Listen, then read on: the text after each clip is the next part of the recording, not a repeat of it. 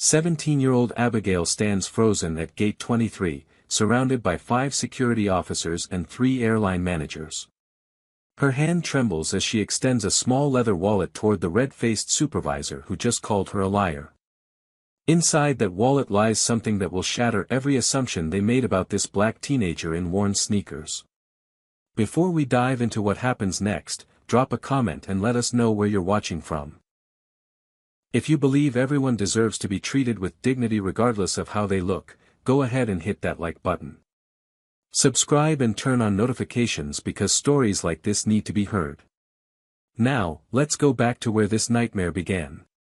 2 weeks before that devastating moment at Denver International Airport, Abigail was sitting in her cramped bedroom on the south side of Chicago, staring at a letter that would change her life. The envelope bore the Stanford University seal, and inside was an invitation to participate in the Future Legal Minds program, a week-long intensive workshop designed for the nation's brightest high school students interested in law. The program promised workshops with Supreme Court justices, observation of real courtroom proceedings, and most importantly, the potential for a full-ride scholarship to Stanford's undergraduate program. For a girl like Abigail, this wasn't just an opportunity. It was everything. Abigail had worked relentlessly for this moment. Maintaining a perfect 4.0 grade point average while serving as president of her school's debate club wasn't easy, especially when she had to help her mother, Ada, with household responsibilities every evening. Ada worked 2 jobs just to keep their small apartment and put food on the table.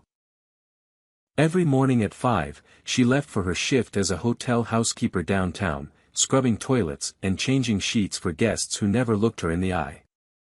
Every evening at 6, she started her second shift as a supermarket cashier, standing on aching feet until midnight, scanning groceries and forcing smiles at customers who sometimes treated her like she was invisible. Abigail's father had died when she was 10, leaving behind medical debt that still haunted them 7 years later. The Stanford letter represented hope, but it also represented an impossible challenge. The program was free, but getting there wasn't. A plane ticket from Chicago to San Francisco cost $350, money they simply didn't have. Abigail watched her mother read the letter 3 times, saw the way Ada's eyes filled with tears, saw the way her jaw clenched with determination. Within 48 hours, Ada had borrowed $100 from her coworker Maria, another $100 from her cousin in Indiana, and sold their 13-inch television for $90 at a pawn shop. She put together the rest from her meager savings, buying a prepaid debit card to book the ticket online because they didn't have a credit card.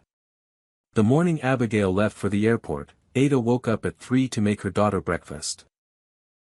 They sat together in their tiny kitchen, eating scrambled eggs in silence, both trying not to cry.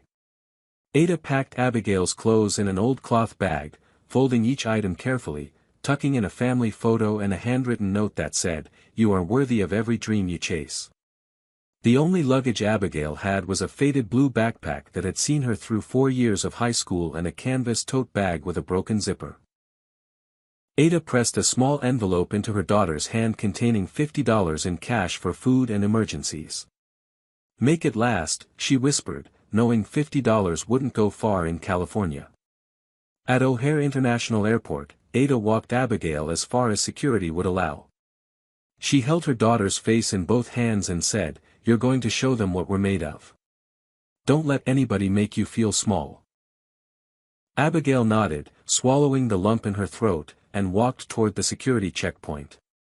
She turned back once to wave, seeing her mother standing there in her worn work uniform, and that image burned itself into her memory. Getting through TSA security was nerve-wracking.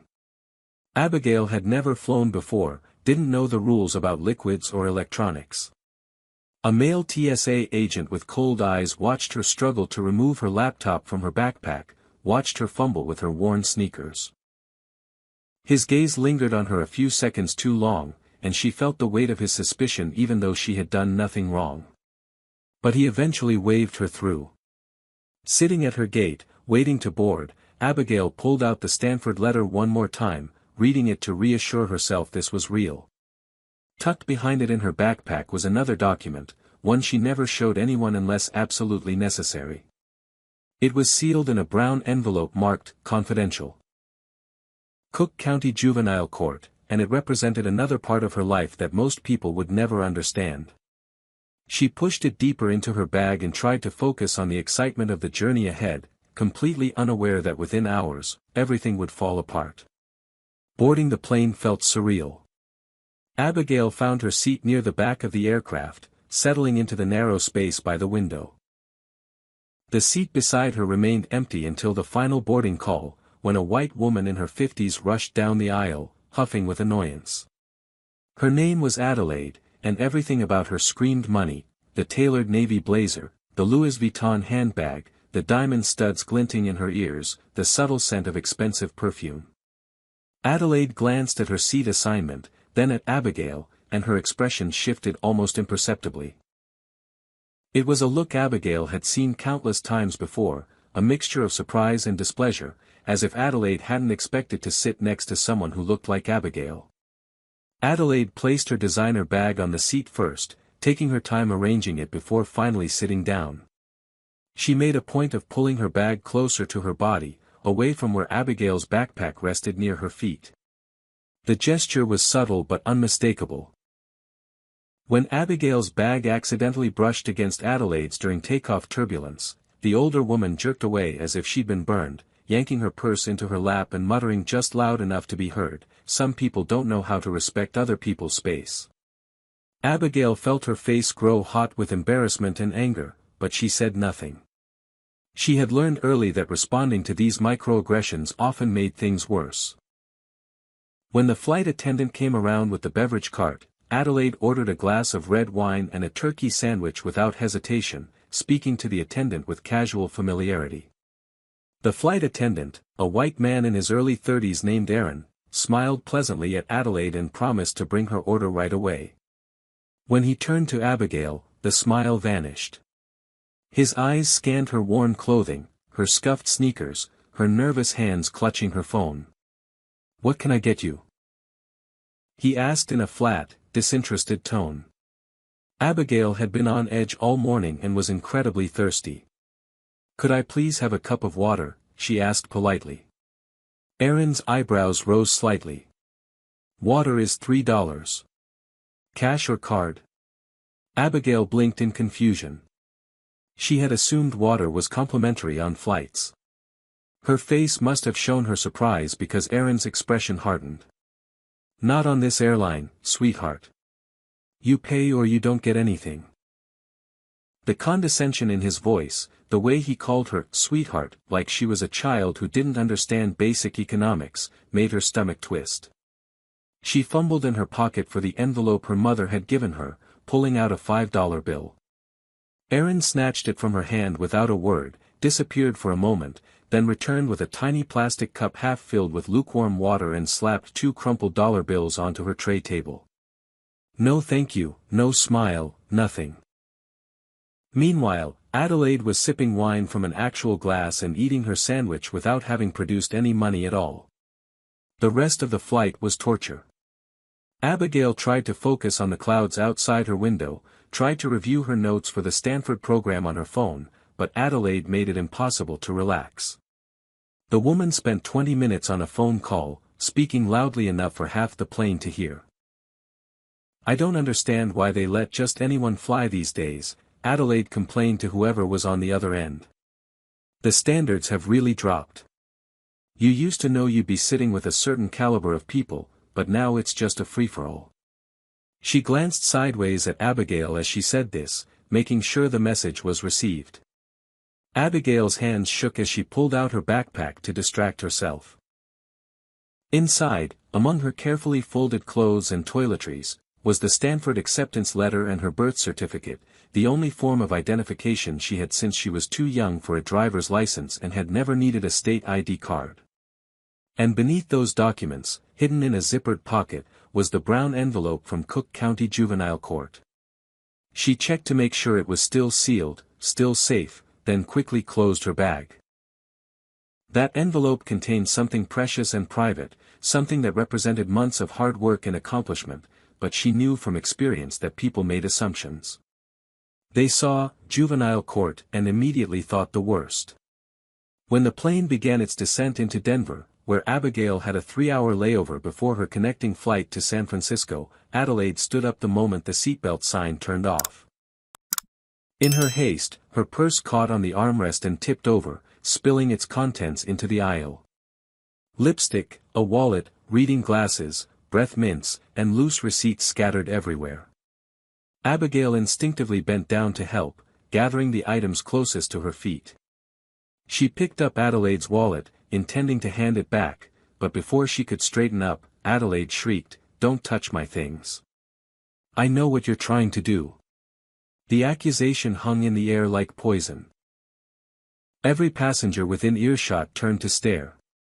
Adelaide snatched her wallet from Abigail's outstretched hand, clutching it to her chest as if she'd just prevented a robbery. Aaron, the flight attendant, appeared immediately, positioning himself between Abigail and Adelaide. "Miss, please stay in your seat until everyone deplanes," he said firmly, his eyes locked on Abigail. Not Adelaide, who had caused the scene. Not Adelaide, who had made the accusation. Just Abigail, the black girl who had dared to offer help. Abigail sank back into her seat, her eyes burning with humiliation. Around her, she could hear the whispers starting. "Did you see that? I knew something was off about her. She doesn't belong here." She sat frozen, gripping the armrests, fighting back tears as passenger after passenger filed past, some glancing at her with suspicion, others with pity, none with understanding. When the plane finally emptied, she gathered her belongings with shaking hands and walked off the aircraft, feeling the weight of Aaron's judgmental stare on her back the entire way. Denver International Airport stretched out before Abigail like a maze of bright lights and polished floors.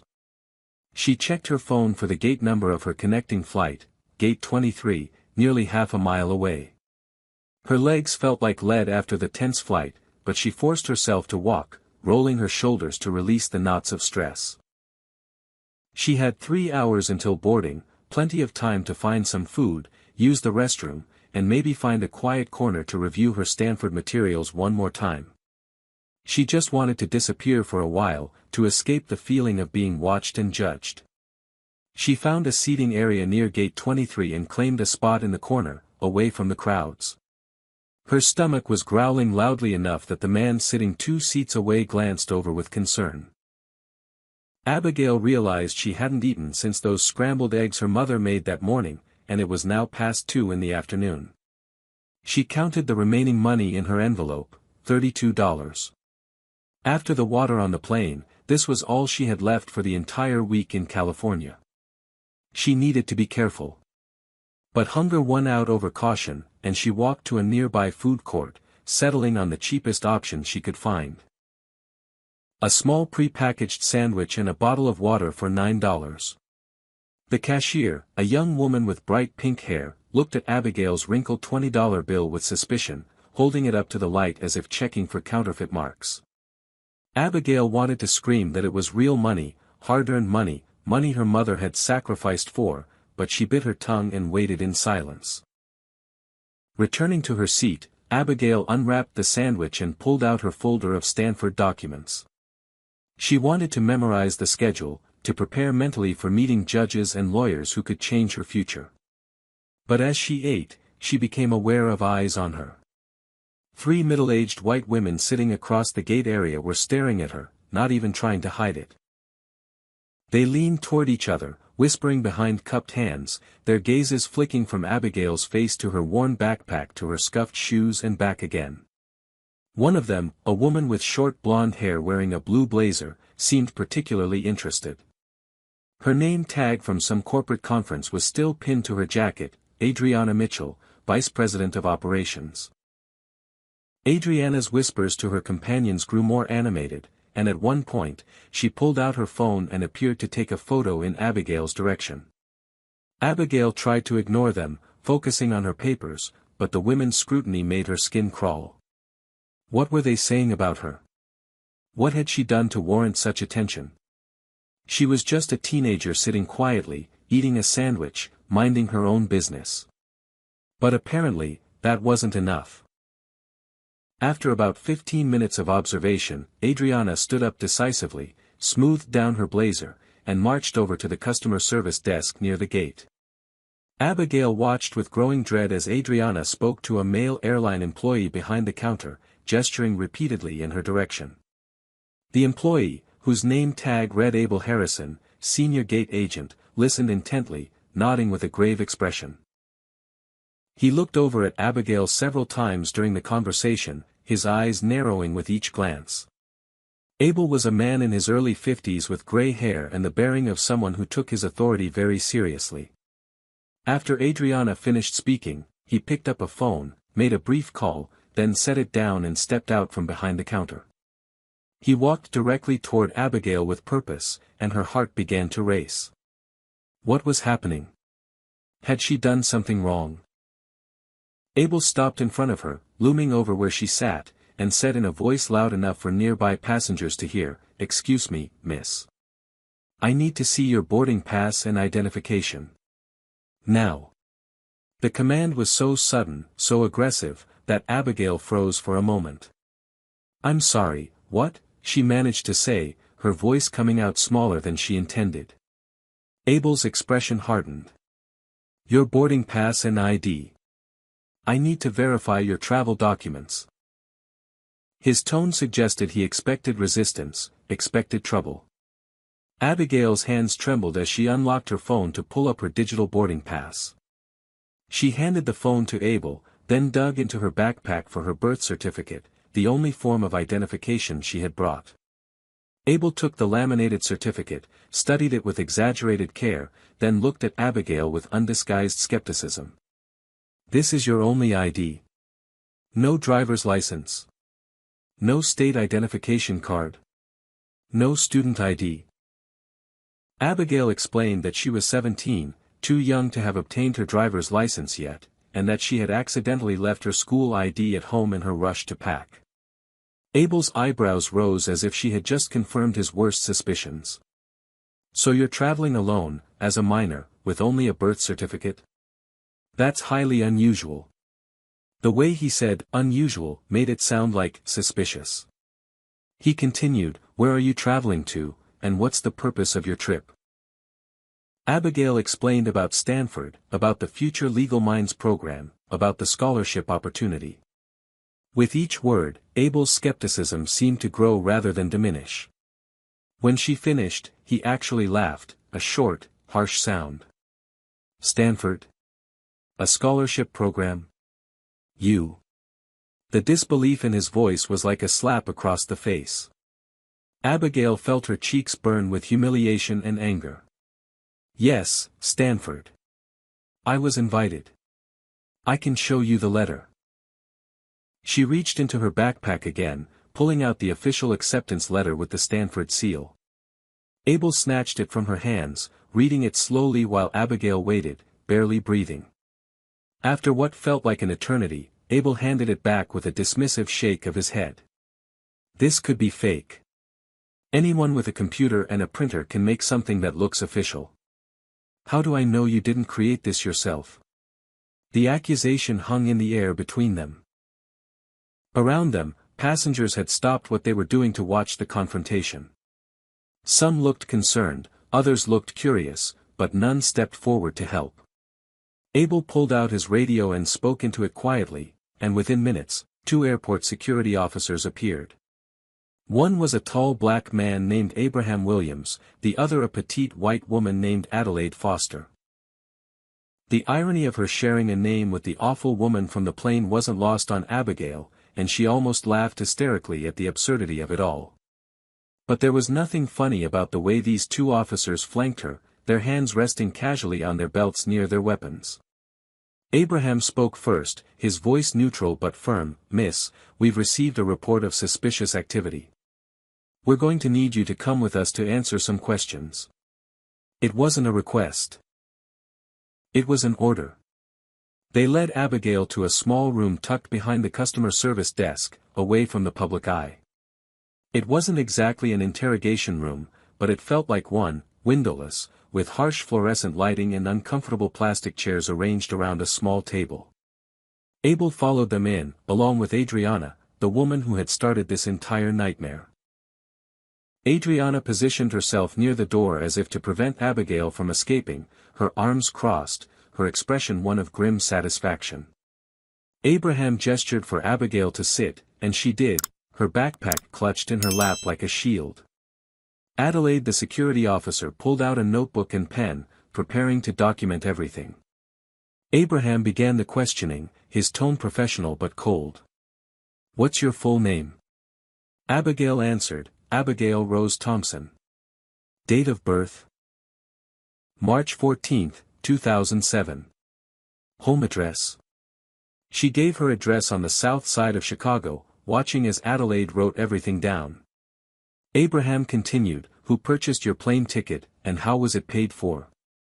Abigail explained that her mother had bought the ticket using a prepaid debit card, money she had borrowed and saved. Adelaide looked up from her notes, exchanging a meaningful glance with Abraham. "Your mother borrowed money to buy you a plane ticket to California? That's an expensive trip for someone who needs to borrow money. Why would she do that?" The question was phrased as if caring about your child's future was somehow suspicious. Abigail explained again about the Stanford program, about the scholarship opportunity, about how her mother worked 2 jobs to support them and had sacrificed everything for this chance.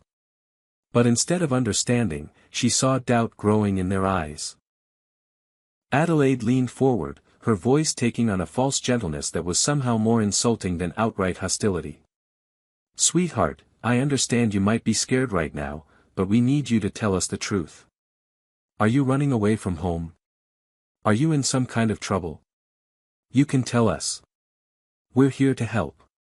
The implication was clear. They didn't believe her story, didn't believe a black girl from the South Side could legitimately be invited to Stanford, didn't believe her mother would sacrifice for her education. They believed something else entirely, something darker. Abigail felt panic rising in her chest. "I'm not running away," she said, her voice cracking slightly. "I'm not in trouble. I'm just trying to get to school. Please, you can call Stanford and verify everything. You can call my mother. This is all a misunderstanding." Abraham shook his head slowly. "We'll get to that. First, I need to understand something. You say you're 17, traveling alone, with only a birth certificate for ID. You say your mother borrowed money to buy a last-minute ticket with a prepaid card. You say you're going to Stanford for a scholarship program. Do you understand how many red flags that raises?" "Red flags." That phrase again. Abigail realized with sinking horror that nothing she said would matter. They had already decided she was guilty of something, and now they were just gathering evidence to support their predetermined conclusion. Abel, who had been standing silently near the door, chimed in, "I've been working in this industry for 20 years. I can spot a liar when I see one. Something about your story doesn't add up, young lady. I think you're hiding something." Adriana nodded vigorously in agreement. "I've been watching her for the past hour," she added, speaking as if Abigail weren't even in the room. She looked nervous, constantly checking her phone, glancing around like she was afraid of being caught. That's not normal behavior for an innocent traveler. Abigail wanted to scream that of course she looked nervous, she had never flown alone before, had never been away from home, was worried about missing her connection, was anxious about making a good impression at Stanford. But apparently, being nervous while black was evidence of criminal intent. Adelaide, the officer, suggested, "We should try calling her mother again." They dialed Ada's number, and Abigail prayed her mother would answer this time. But Ada was still at work, her phone locked away per hotel policy, and the call went straight to voicemail. Adelaide announced this to the room as if it proved something sinister. "No answer. That's convenient."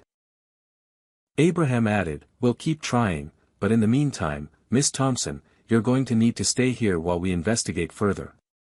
Abigail's mind raced. Her flight to San Francisco was boarding in less than 2 hours. If they kept her here much longer, she would miss it. If she missed it, she would miss the first day of the Stanford program. Everything she had worked for, everything her mother had sacrificed for, would be ruined. "Please," she begged, hating how desperate she sounded but unable to stop herself. "Please, I haven't done anything wrong. I need to make my flight. I need to get to California. This program only happens once. If I miss it, I lose the scholarship opportunity." Abel pulled up something on his computer tablet, then turned it toward Abraham. "I checked our system. Her ticket was purchased 3 days ago with a prepaid Visa gift card. Those cards are commonly used for fraudulent transactions and by people trying to hide their identity. Another red flag." He looked at Abigail accusingly. "Where exactly did your mother get this prepaid card? Who gave it to her?" Abigail explained once again that her mother had collected borrowed money from friends, taken it to a drugstore, purchased the prepaid card, and used it to book the ticket online because they didn't have a credit card. To her, this was a story of determination and love. To them, it was evidence of criminality. Then Adriana, emboldened by her role as concerned citizen, spoke up again. "I think there's something else going on here. I've seen the news stories. Young girls, especially vulnerable ones from poor neighborhoods, being lured across the country with promises of opportunities that don't exist. What if she's being trafficked? What if someone gave her that ticket and that fake Stanford letter to get her to California for other purposes?" The room went silent. Abigail felt the blood drain from her face. They thought she was a victim of human trafficking. They thought she was too stupid, too naive, too desperate to recognize a scam. The insult of it, the sheer audacity of it, left her speechless. Abraham stood up, his expression grave. "That's a serious possibility we need to consider. Miss Thompson, if someone is forcing you to take this trip, if someone has threatened you or your family, you need to tell us now. We can protect you, but only if you're honest with us." Abigail shook her head violently, tears now streaming down her face despite her best efforts to hold them back. "No one is forcing me. No one threatened us. I earned this opportunity. I worked for it. Why won't you believe me?" But she already knew the answer. They wouldn't believe her because of who she was, because of where she came from, because of the color of her skin. No amount of explaining would change their minds because the problem wasn't her story. The problem was their prejudice. "Before we find out what happens next, I need to ask you something. If you think these officers and airline staff were completely out of line, comment number 1 right now. And if you've ever experienced discrimination like this, or if you know someone who has, hit that like button in solidarity with Abigail. Subscribe because her story is far from over, and you won't want to miss what she does next. Now here's what I want to know: what would you have done in Abigail's position?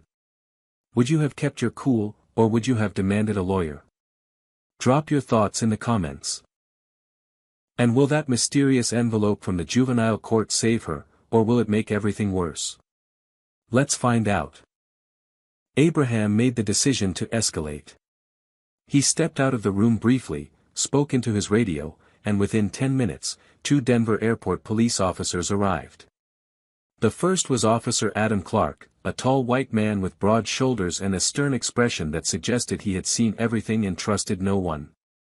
The second was Officer Adrian Martinez, younger and slightly less intimidating, but still projecting an aura of authority. They entered the small room, assessed the situation with quick professional glances, and Adam immediately took charge. "All right, what do we have here?" he asked Abraham, not Abigail. As if she weren't capable of speaking for herself. Abraham provided a summary that made Abigail sound like a master criminal: minor traveling alone, suspicious ticket purchase, questionable identification, implausible story about Stanford scholarship, possible runaway or trafficking victim, uncooperative attitude. Each word was a knife, cutting away at Abigail's dignity. Adam listened with his arms crossed, nodding occasionally, his eyes occasionally flicking to Abigail with assessment. When Abraham finished, Adam approached Abigail directly, standing over her in a way that felt deliberately intimidating. Young lady, we've received some concerning reports about your travel circumstances. I need you to understand the seriousness of this situation. If you're involved in any illegal activity, or if you're in danger, now is the time to speak up. Things will go much easier for you if you cooperate. Abigail lifted her head, meeting his eyes despite her fear. Her voice was shaky but determined. Officer, I've told them everything already. I'm 17 years old. I'm a high school senior from Chicago. I have a 4.0 GPA. I'm president of my debate club. I won a national legal scholarship competition, which is how I got invited to the Stanford program. My mother works 2 jobs to support us. She borrowed money from friends to buy me this plane ticket because she believes in my future. That's the truth. That's the whole truth. I don't know what else to say to make you believe me. Adam's expression didn't change. If that's all true, then you should have documentation to support it. Certificates, letters, school records, something beyond a piece of paper anyone could print from their home computer. Adrian, the younger officer, interjected more gently, do you have anything else in your bag? Anything that might help verify your identity or your story? Abigail hesitated. She did have something else, but it was private, confidential, something she had never wanted to share outside of specific circumstances. But what choice did she have now? She reached into her backpack with trembling hands, past her clothes and toiletries, to the zippered interior pocket. Her fingers found the brown envelope, the one marked, confidential, Cook County Juvenile Court. She pulled it out slowly, clutching it to her chest. Adam's sharp eyes immediately fixed on the envelope, specifically on those words, Juvenile Court. His entire demeanor shifted, hardening even further. What's that? Are you in legal trouble? Do you have a criminal record? The questions came rapid fire, accusatory. Abigail shook her head frantically. No, it's not like that. It's not criminal. It's something else. Adam held out his hand. I need to see what's in that envelope. Now. Abigail pulled it closer to her body protectively. It's personal. It's confidential. You don't have the right to look at it. Adam's jaw tightened. Actually, when there's reasonable suspicion of illegal activity involving a minor, we do have the right to examine any documents in your possession. You can either open it voluntarily, or I can obtain the authority to open it anyway. Your choice. Abigail felt trapped. Abel, still present and clearly enjoying the drama, added his opinion, if you have nothing to hide, just show them. Unless that envelope proves you've been lying this whole time. The implication was clear. Refusal would be taken as guilt. Adriana chimed in from her spot by the door, I told you something wasn't right about her. Now we know why. She has a juvenile record. This whole Stanford story is obviously fake. Abigail wanted to scream that they were wrong, that they understood nothing, but the words caught in her throat. Adelaide, the security officer, added in a tone of false concern, sweetheart, if you're in trouble with the courts, that's even more reason to be honest with us. Maybe we can help you. But Abigail knew better. These people weren't interested in helping her. They were interested in confirming their prejudices, in proving they had been right to suspect her all along. Adrian tried a different approach, his voice softer, listen, I can see you're scared. But we're all just trying to do our jobs here.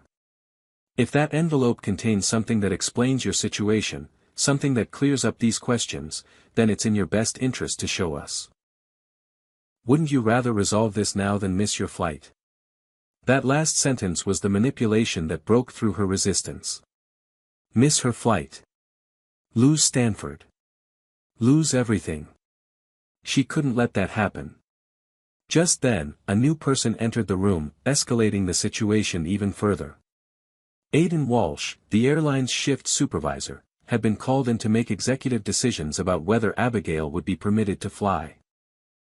Aidan was a man in his late 40s, impeccably dressed in a black suit, with the kind of confidence that came from years of authority. He carried a tablet and immediately began reviewing the notes Abel had compiled. After a minute of reading, he looked up at Abigail with cold assessment. "Miss Thompson, I've reviewed your case. Based on the information provided by my staff and security, I'm prepared to recommend that we deny you boarding and report this incident to both TSA and the FBI for further investigation. Traveling under potentially fraudulent circumstances, possible identity theft, suspicious financial transactions, and now evidence of juvenile court involvement. This is serious." The words hit Abigail like physical blows. FBI investigation. Deny boarding. Everything was spiraling completely out of control.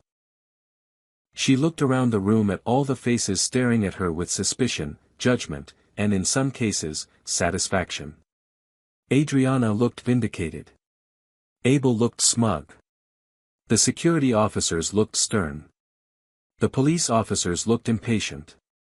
And she, Abigail Rose Thompson, 17 years old, honor student, youth advocate, future lawyer, sat in the center of it all, being treated like a criminal for the crime of being young, black, and ambitious. "This isn't fair," she whispered, her voice breaking. "I didn't do anything wrong. I'm just trying to go to school. Why is that so hard to believe?" But she knew why. She had seen it her entire life, had witnessed it in the courtrooms where she volunteered, had felt it in the way store security followed her through stores, the way teachers sometimes looked surprised by her intelligence, the way people like Adelaide on the plane and Adriana in the airport looked at her and saw only stereotypes. The system was designed to doubt people like her, to question their achievements, to assume the worst. Adriana, emboldened by Aiden's arrival, addressed the room. "I think we all know what's really happening here. This girl probably stole someone's identity, used stolen credit card information to book a ticket, and is using fake documents to try to travel across the country. Maybe she's running from the law. Maybe she's being used by criminals. Either way, she doesn't belong on a plane."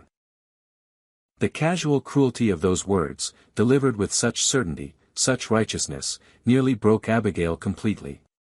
Adelaide the security officer added, "Some people think they can get away with anything these days. But we see through it." Adam the police officer delivered what felt like an ultimatum. "Miss Thompson, this is your last opportunity. Open that envelope and show us what's inside, or we're taking you to airport holding while we sort this out. And I can guarantee you'll miss your flight, miss your program, and possibly face charges for obstruction and providing false information to law enforcement. Your choice. Make it now." The clock on the wall showed that her flight would begin boarding in 45 minutes. 45 minutes to salvage everything. 45 minutes to prove she was telling the truth. Abigail looked down at the brown envelope in her hands. Inside was something she had earned, something she was proud of, but also something that made her vulnerable. Once she showed them, there would be no taking it back. They would know. They would judge. But what other option did she have? Her hands shook as she slowly opened the sealed flap, the sound of tearing paper loud in the tense silence. She reached inside and pulled out 2 items, a plastic ID card and an official letter on court letterhead. And everything changed. The plastic ID card was approximately the size of a credit card, with official seals and security features embedded in the laminate. Abigail's photo stared back from the left side, taken when she was 16, her expression serious and professional. Across the top in bold letters, Cook County Juvenile Court, State of Illinois. Below that, in slightly smaller font, Appointed Youth Advocate. The card displayed her full name, date of birth, and a unique identification number. At the bottom were the signatures of both the presiding judge and the clerk of courts, along with an expiration date showing the credential was current. The card looked official because it was official, issued by one of the largest court systems in the United States. The letter that accompanied the ID was printed on official Cook County Court stationery, complete with watermarks and security features designed to prevent forgery. It was dated 6 months prior and addressed, "To whom it may concern." The letter, signed by juvenile court judge Aileen Morrison, explained that Abigail Rose Thompson had been selected through a competitive application process to serve as an appointed youth advocate in the Cook County juvenile court system. The program, according to the letter, was a pilot initiative designed to give exceptionally talented high school students interested in law the opportunity to work directly with families navigating the juvenile justice system. Abigail had undergone an extensive vetting process that included interviews with 3 sitting judges, a complete FBI background check, psychological evaluation, and 6 months of intensive training in court procedures, family law, child welfare policy, and advocacy techniques. The letter detailed Abigail's responsibilities. She was authorized to attend juvenile court proceedings, provide input to judges regarding the best interests of minor children in custody and welfare cases, conduct interviews with families under court supervision, and prepare written recommendations for judicial consideration. She had clearance to access confidential case files, to be present during sensitive proceedings, and to work with court-appointed attorneys. The letter emphasized that only 10 students in the entire state of Illinois were selected for this program each year, chosen based on academic excellence, demonstrated commitment to justice, and exceptional maturity. Abigail had been working in this capacity for 8 months and had, according to Judge Morrison's letter, demonstrated extraordinary insight, compassion, and professionalism beyond her years, assisting in 43 cases and earning the respect of every attorney, social worker, and judicial officer with whom she has worked. Adam the police officer took the ID card from Abigail's trembling hand, examining it closely under the harsh fluorescent light. He turned it over, checking the holographic seal, running his thumb across the embossed surface. Adrian read the letter, his eyes scanning each line carefully, his expression shifting from skepticism to surprise to something that might have been embarrassment. The room had fallen completely silent except for the rustle of paper and the hum of air conditioning. Abel leaned over Adam's shoulder, squinting at the ID, his confident smirk beginning to fade. Aiden took the letter from Adrian, reading it twice, his jaw tightening with each paragraph. Adelaide the security officer broke the silence first. This looks legitimate. But how? She's 17. How is she working for a court? Abigail, finding her voice again despite the tears streaming down her face, spoke clearly. It's a pilot program. I was nominated by my debate coach, went through 4 rounds of interviews, submitted a 30-page application, and underwent a background check that took 3 months. I've been working at the courthouse every Tuesday and Thursday after school, and all day Saturdays, for the past 8 months. I've helped families understand their rights, helped parents navigate the system, helped kids who had no one else to speak for them. That's what I do. That's who I am. And you assumed I was a criminal. Adam pulled out his phone, dialing the number printed on the court letterhead. The room waited in uncomfortable silence as he spoke with someone on the other end, providing Abigail's ID number and requesting verification. The conversation lasted nearly 5 minutes, during which Adam's expression grew increasingly serious. He asked questions, listened intently, said "I understand" several times, and finally, "Thank you for clarifying." When he ended the call, he set his phone down carefully on the table and looked at Abigail with an expression that was impossible to read. "I just spoke with Judge Morrison's clerk. Everything checks out. She's legitimate. The program is real. The ID is authentic. They confirmed she's one of their most valued advocates." He paused, then added quietly, "The clerk also mentioned that Judge Morrison herself specifically praised Miss Thompson as one of the most brilliant young legal minds she's encountered in her 20 years on the bench." The atmosphere in the room transformed instantly. The aggressive certainty that had dominated the interrogation evaporated, replaced by uncomfortable silence and averted eyes. Adrian set the letter down gently, as if it might break, and took a step back. Abel's face flushed red, and he suddenly found the floor very interesting. Aiden placed the ID card on the table with careful deliberation, his earlier confidence completely gone. Only Adriana seemed resistant to accepting reality, her arms still crossed, her expression still suspicious, but even she had stopped talking. Abigail stood up slowly, wiping her eyes with the back of her hand. She reached across the table and took back her ID card and letter, holding them protectively. When she spoke, her voice was no longer shaking. It was steady, clear, and filled with controlled anger. "You saw a black girl with an old backpack and immediately decided I was lying. You didn't believe my Stanford acceptance letter. You didn't believe my mother works 2 jobs to support me. You didn't believe I could earn a scholarship. You didn't even try to verify my story before dragging me in here and treating me like a criminal. You just assumed." Abel tried to interrupt. "Now wait just a minute, this wasn't about." But Abigail cut him off, her years of debate training and court experience giving her the ability to speak with authority. Don't you dare say this wasn't about race. Did you interrogate any white passengers today? Did you question any white teenagers about their tickets? Did you demand they prove their scholarships weren't fake? Did you pull any white girls into a room and threaten them with FBI investigations? The silence that followed was answer enough. Adelaide attempted to salvage the situation. "We were just following protocol. When there are red flags." Abigail interrupted again, her voice rising. "Red flags? What red flags exactly? A prepaid debit card? My mother doesn't have a credit card because we're poor. Does being poor make me suspicious?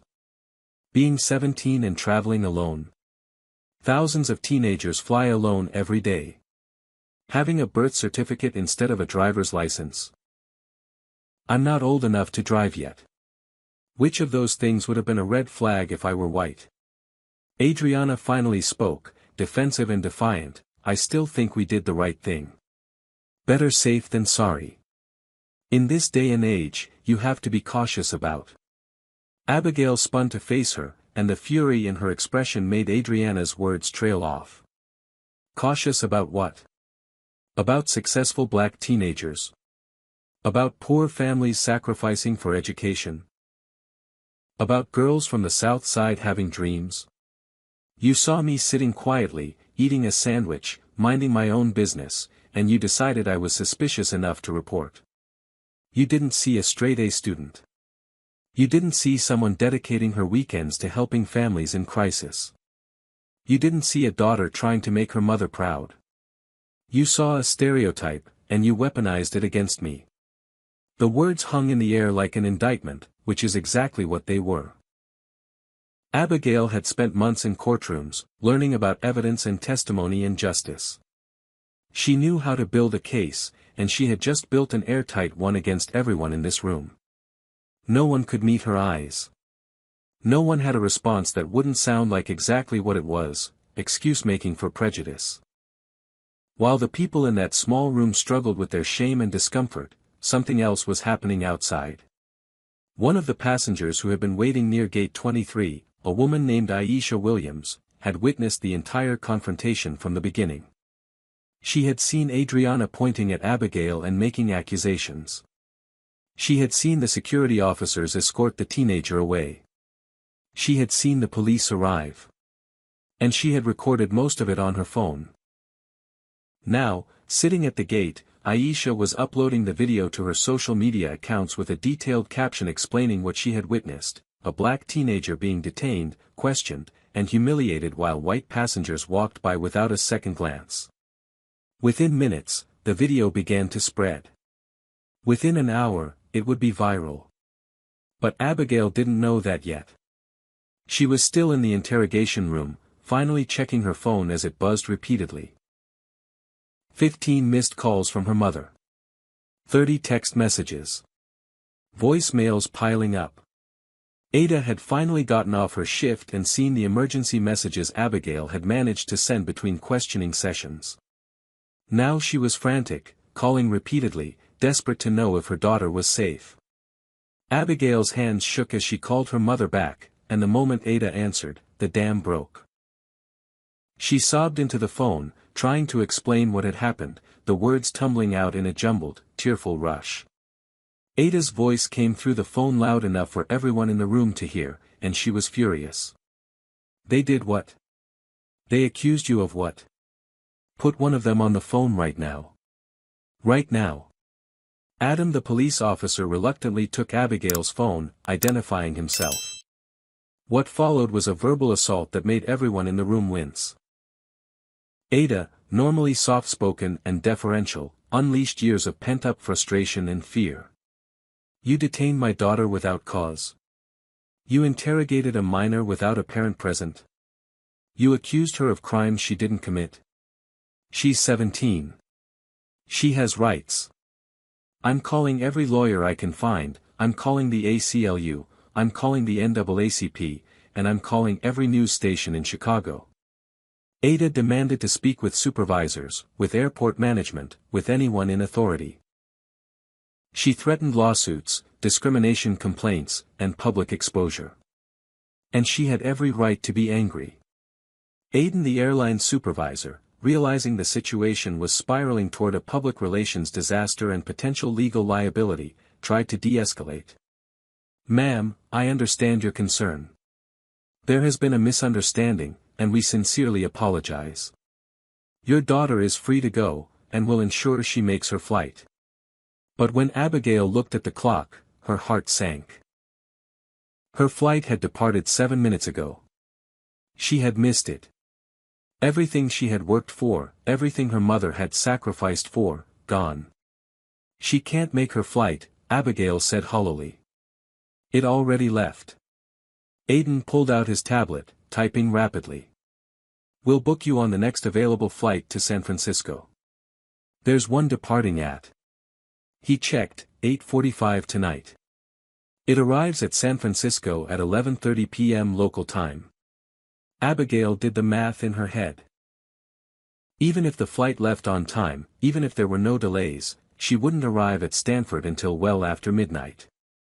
The opening session of the Future Legal Minds program started at 8 a.m. the next morning, and she would need to get from the airport to campus, find her assigned housing, check in, and somehow function on zero sleep. It was possible, barely, but it was nothing like the calm, prepared arrival she had planned. Abel, desperate to salvage something from this debacle, offered.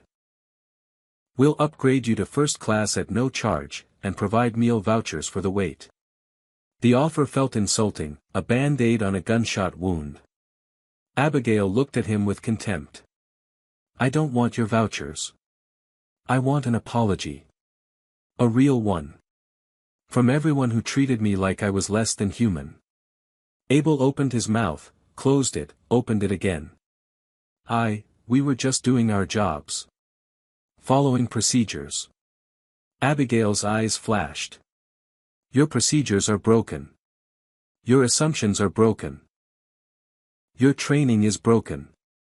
Because nothing about what happened here today should be considered acceptable procedure. Aiden, trying to take control of the situation, spoke with practiced corporate smoothness. Miss Thompson, on behalf of the airline, I apologize for any distress this situation may have caused. We will conduct a thorough review of how this incident was handled, and appropriate corrective action will be taken. Abigail wasn't fooled by the corporate speak. Appropriate corrective action. What does that mean? A memo? A training session? Because I've seen this script before in court cases. Companies apologize, promise to do better, and then nothing actually changes. She was right, and everyone in the room knew it. But before anyone could respond, there was a knock at the door. Another airline employee poked her head in, looking uncomfortable. Mr. Walsh. I need to speak with you. It's urgent. Aiden stepped out, and through the briefly opened door, Abigail could see a crowd had gathered in the gate area. People were looking at their phones, talking animatedly, pointing toward the room. When Aiden returned 2 minutes later, his face was pale. We have a situation. A video of this incident has been posted online and is gaining significant attention. We're receiving calls from media outlets.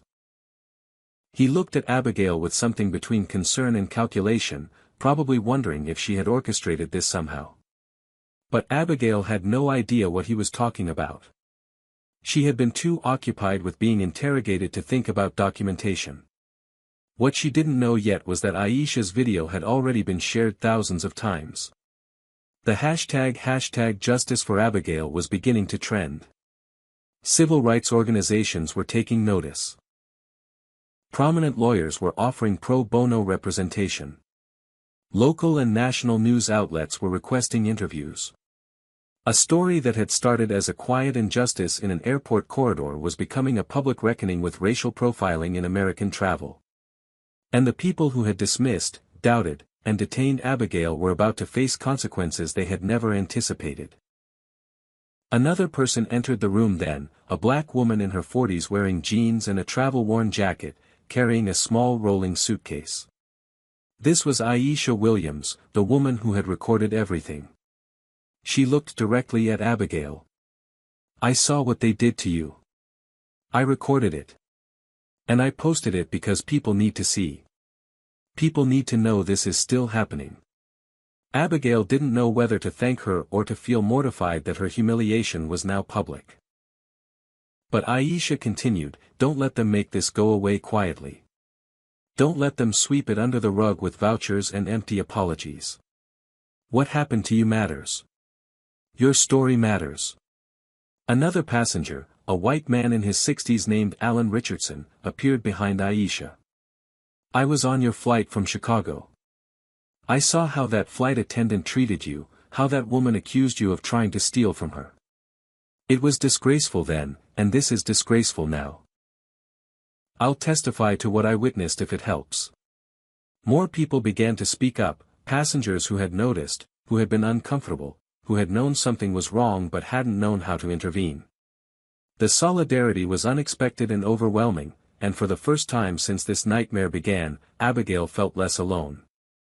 But support from strangers, while meaningful, didn't undo the harm.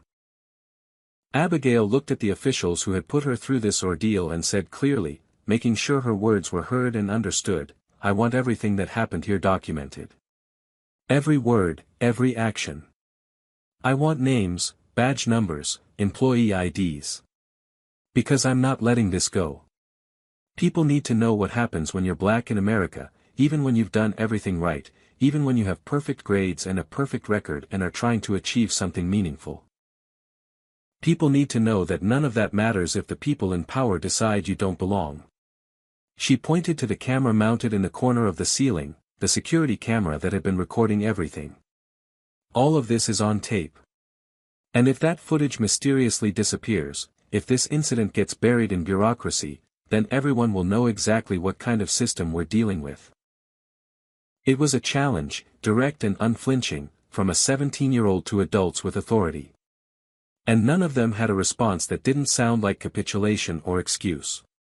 Abigail Thompson, honor student and youth advocate, had just given them all a lesson in accountability that they would not soon forget.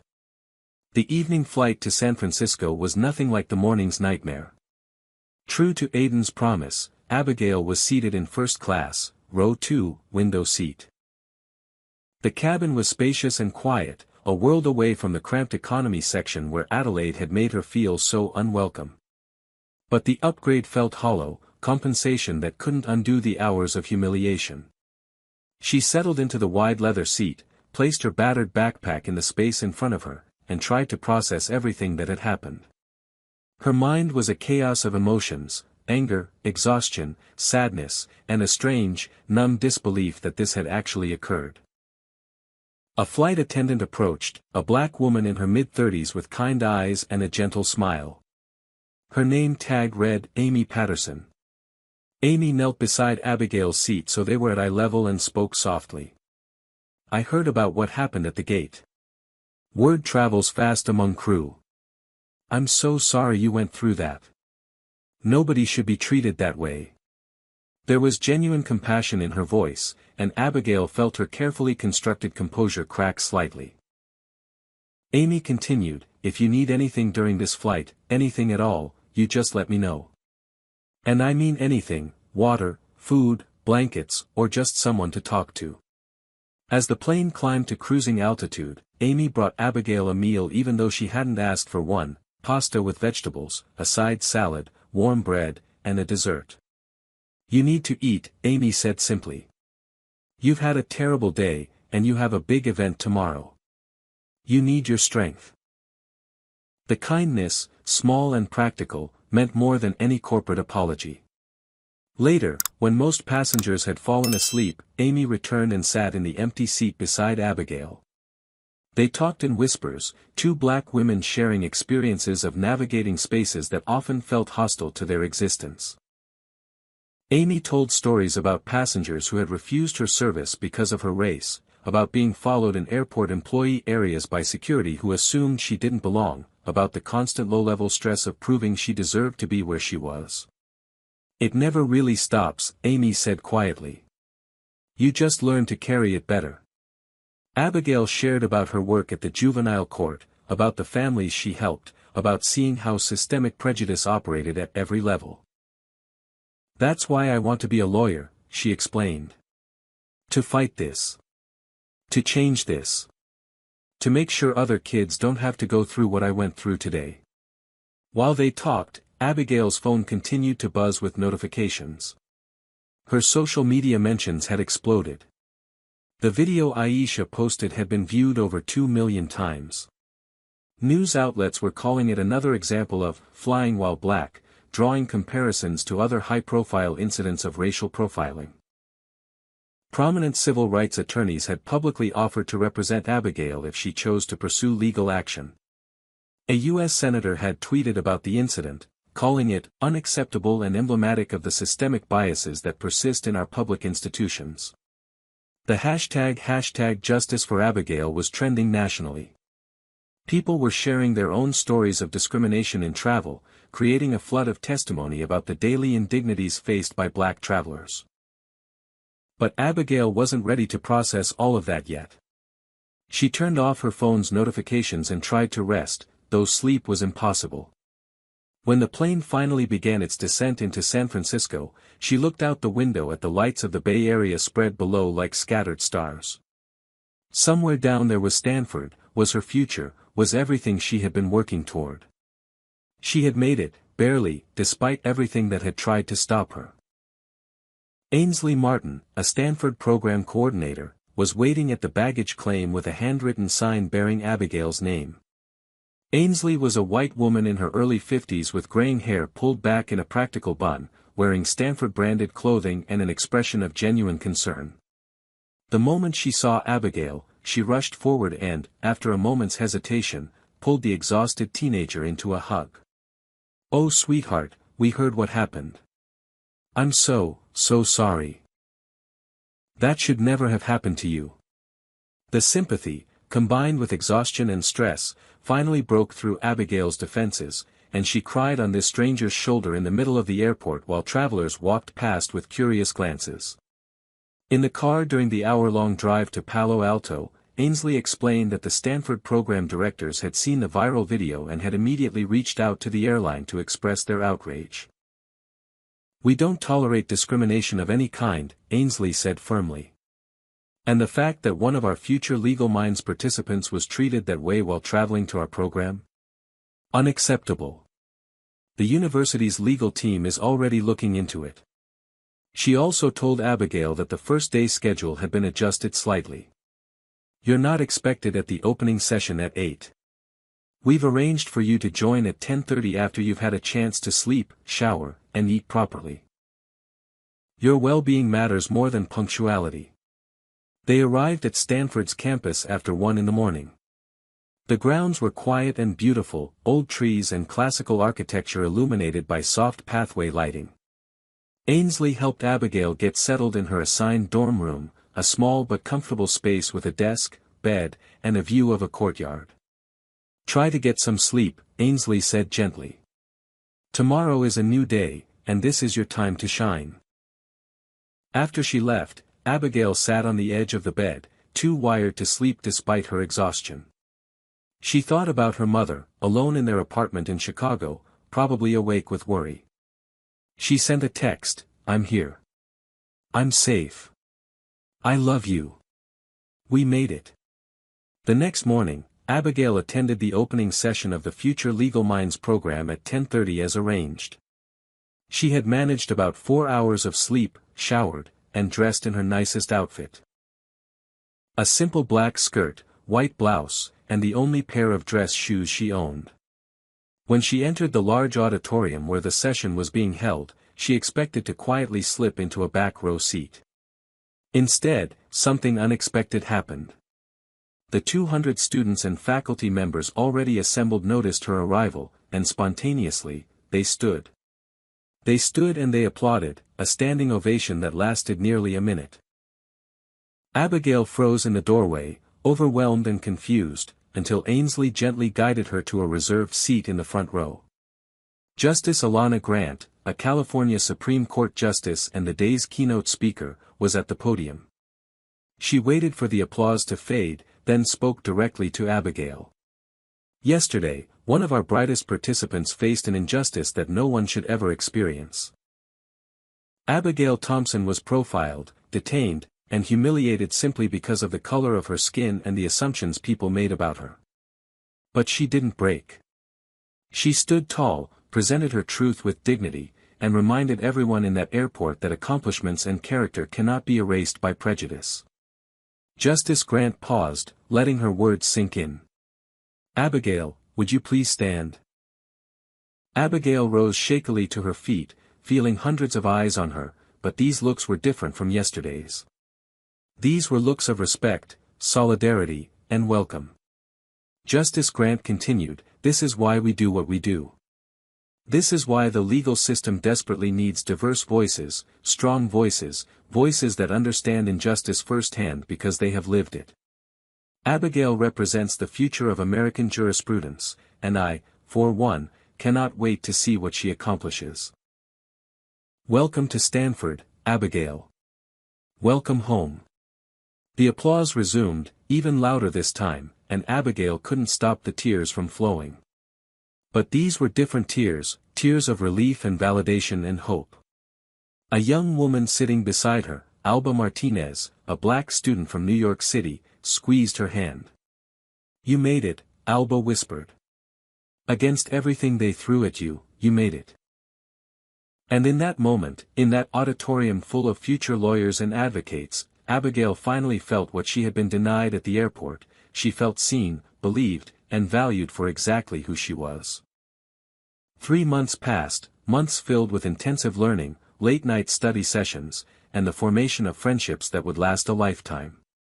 Abigail completed the Stanford Future Legal Minds program with the highest marks in her cohort. Her final presentation, a detailed analysis of racial bias in the juvenile justice system, earned praise from every faculty member who heard it. On the last day of the program, she received news that would change her life. A full scholarship to Stanford University, covering not just tuition but also room, board, and living expenses for 4 years. The scholarship was worth over $300,000, and it was hers. When she called her mother with the news, Ada sobbed so hard she couldn't speak for 5 minutes. But Abigail's story had also sparked consequences beyond her personal success. The viral video had forced a reckoning. The airline conducted an internal investigation, and the results were made public under pressure from civil rights organizations. Abel Harrison, the gate agent who had first accused Abigail, was terminated for violations of company policy and discrimination protocols. Aidan Walsh, the supervisor who had threatened to report her to the FBI, was demoted and required to complete 100 hours of mandatory bias training. Aaron, the flight attendant who had treated her poorly on the first flight, received an official reprimand and was removed from his position. The airline issued a formal public apology and committed $100,000 to scholarship funds for students from underrepresented communities. Adriana Mitchell, the woman who had started the entire nightmare by reporting Abigail to airport staff, faced different consequences. Her identity had been revealed through social media investigation, and the backlash was swift and severe. Her employer, after reviewing the video and the public reaction, terminated her employment, citing behavior inconsistent with company values. Adriana never apologized, never acknowledged wrongdoing, and eventually deleted all her social media accounts to escape the criticism. But her name would forever be associated with the incident, a cautionary tale about the dangers of acting on prejudice. The airport security officers, Abraham and Adelaide, kept their positions but were required to undergo comprehensive training on implicit bias, cultural competency, and appropriate response protocols.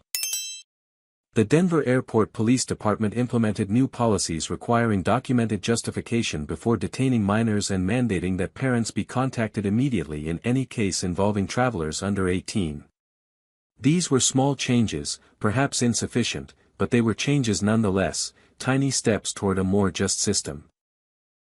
Abigail returned to Chicago during her break, walking into her mother's arms and staying there for several minutes, neither of them speaking, both of them crying. They sat in their small apartment, the new television Ada had purchased with her first full paycheck in years playing quietly in the background, and Abigail told her mother everything. Not just the facts, but the feelings, the fear, the anger, the humiliation, and finally, the triumph. Ada listened, holding her daughter's hand, occasionally wiping tears from her eyes. "I'm so proud of you," Ada said finally. "Not because you won, but because you didn't let them make you small. You stood up. You spoke truth. That's all I ever wanted for you." Before returning to Stanford, Abigail went back to the Cook County Juvenile Court, where she had worked as a youth advocate. Judge Aileen Morrison greeted her with a fierce hug and immediately asked her to speak to the new cohort of young advocates starting their training. Abigail stood before a group of 15 teenagers, all of them bright and ambitious, most of them from backgrounds similar to hers. She told them her story, not to discourage them but to prepare them. "The world will doubt you," she said. "People will make assumptions based on how you look, where you come from, how much money your family has. They will question whether you earned your achievements or whether you got lucky. They will sometimes treat you like you don't belong in spaces you absolutely deserve to occupy." She paused, looking at each young face. "But here's what I learned. Their doubt doesn't define you. Their assumptions don't limit you. And their prejudice? That's their failure, not yours. You carry your truth with you everywhere you go. And when the moment comes, when someone demands proof of your worth, you show them not because you owe them, but because you owe yourself. You show them what they refuse to see. And then you keep going, keep rising, keep proving that you belong everywhere you choose to be." Later that week, Abigail was assigned to a new case, a 14-year-old black girl named Aaliyah who had been accused of shoplifting from a downtown clothing store. The store's security footage told a different story than the one the security guard had reported. Aaliyah had never taken anything. She had simply been browsing, looking at price tags, trying things on, and putting them back. But the security guard, making assumptions based on Aaliyah's race and neighborhood, had followed her through the store, accused her of theft, and called the police. The charges were baseless, but Aaliyah had still been arrested, detained, and was now facing juvenile court proceedings that could affect her for years. Abigail sat with Aaliyah before the hearing, seeing herself reflected in this frightened girl's eyes. "I believe you," Abigail said simply. "I know what it's like to be accused of something you didn't do. I know what it's like when people look at you and see only what they expect to see, not who you actually are." Aaliyah started crying. "Nobody ever believes me," she whispered. "Teachers, cops, store workers, even some of my own family. They all think I'm trouble." Abigail squeezed her hand. "I believe you. And I'm going to make sure the judge hears the truth." In court, Abigail presented the security footage, pointed out the inconsistencies in the guard's testimony, and argued passionately for dismissal of all charges. Judge Morrison listened carefully, asked pointed questions, and ultimately ruled in Aaliyah's favor, expunging the arrest from her record and ordering the store to review their security protocols. When they left the courtroom, Aaliyah threw her arms around Abigail. "Thank you for fighting for me. Thank you for seeing me." Abigail hugged her back, remembering all the people who had fought for her, who had seen her. "That's what we do," she said. "We fight for each other. We see each other. And we don't let the system break us." 1 year later, Abigail began her freshman year at Stanford University. Her dorm room in one of the historic residence halls overlooked a courtyard where students gathered to study, talk, and dream. On her desk, she kept 2 items in places of honor. The first was her Cook County Juvenile Court ID card, the piece of plastic that had saved her at the Denver airport, the proof that she was exactly who she claimed to be. The second was a photograph of her and her mother taken on the morning she left Chicago for the first time, both of them smiling through tears, Ada's hand on Abigail's cheek, love and hope radiating from the image. Her phone buzzed with a text message. It was from Aaliyah, the girl she had represented in court. "Hey Abigail. I got accepted to college. Northern Illinois University gave me a scholarship for criminal justice. I want to be a youth advocate like you. Thank you for showing me I could do this." Abigail smiled, tears pricking her eyes as she typed back, "I always knew you could. Now go change the world. And remember, when they doubt you, when they try to make you small, you stand tall and show them the truth. You belong everywhere you choose to be." She set her phone down and looked out the window at the Stanford campus, at the students of every background hurrying to classes and activities, at the palm trees swaying in the California breeze, at the future stretching out before her like an open road. She thought about that day in Denver, about the interrogation room, about the officials who had assumed the worst about her. She thought about how close she had come to giving up, to believing their narrative instead of her own. And she thought about every girl like her, every black teenager who would face similar prejudice, who would be doubted and dismissed and disrespected simply for existing in spaces others decided they didn't belong. Sometimes justice doesn't come from a courtroom. Sometimes it comes from a 17-year-old girl who refused to let prejudice define her, who stood in the face of humiliation and said, "I am more than your assumptions." Abigail's story didn't end at that Denver airport. It began there. Every day since, she has proven that the most powerful weapon against injustice is the unwavering belief that you deserve to be seen for who you truly are. And every person she helps, every case she takes, every student she mentors becomes another chapter in a story that started with one word: dignity. The dignity to demand respect. The dignity to stand firm in truth. The dignity to transform pain into purpose. That is Abigail's legacy. That is her gift to the world. And that is why her story will continue long after the viral videos fade and the headlines move on. Now I want to hear from you. Drop a comment and tell me, have you or someone you know ever experienced discrimination like this? Do you think the consequences for those airline staff were enough, or should there have been more accountability? Type number 1 if you believe we need better training and stricter policies to prevent racial profiling in airports and other public spaces. And here's what I really want to know: what would you have done if you witnessed what happened to Abigail? Would you have spoken up, recorded it, or stayed silent? Your answer matters because change happens when people refuse to look away. ****. If Abigail's courage inspired you, hit that like button right now. Subscribe to this channel because we share stories of resilience, justice, and people who refuse to be broken by systems designed to keep them down. Share this video with someone who needs to hear it, someone who has ever been made to feel like they don't belong. And drop a comment telling me what story you want to hear next. Should we talk about more cases of racial profiling? Stories of people overcoming incredible odds? Or accounts of everyday heroes standing up for what's right? Thank you for watching, for listening, and for caring about stories like Abigail's. Remember that every time you speak up against injustice, every time you believe someone's truth instead of judging by appearances, every time you stand with the vulnerable instead of the powerful, you're writing a better future for all of us. Stay strong, stay hopeful, and never forget that you belong everywhere you have the courage to go. Until next time, take care of yourselves and each other.